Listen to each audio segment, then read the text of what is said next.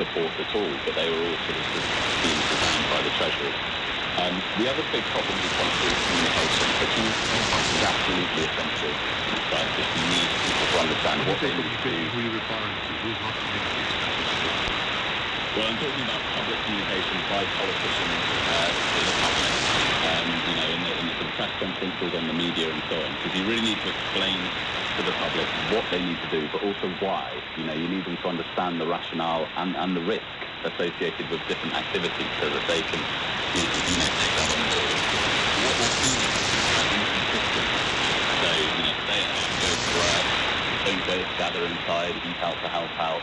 London's now been in sort of 4 tiers in the last few weeks. That makes it quite difficult for messages to cut through. And when the Prime Minister says that he's being led by science, I wonder if scientists actually agree with that. They feel like their role is as significant as it should be, that they're being listened to at all.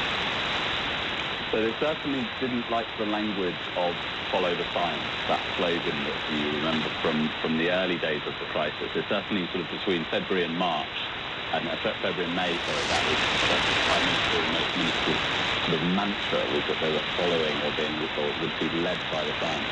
Scientists said to us, we are one source of advice. We are scientific expertise, but we can't tell you about the economy. We can't tell you about,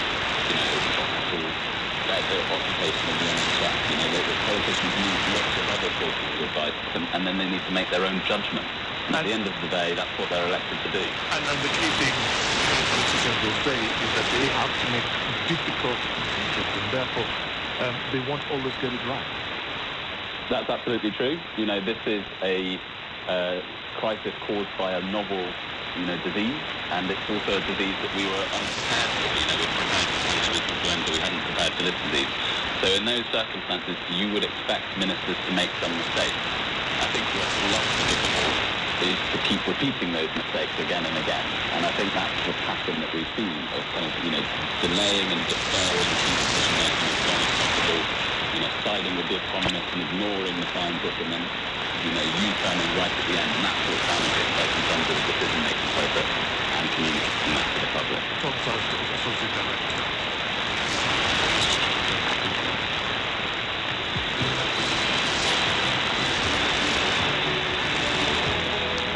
Now to an incredible phone conversation and a man investigating his own attempted assassination.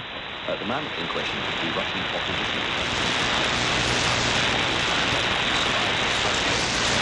After being poisoned with the nerve agent Novichok while campaigning in the far east of Russia. Now, he and many Russian Western security observers have blamed Russian security forces, but so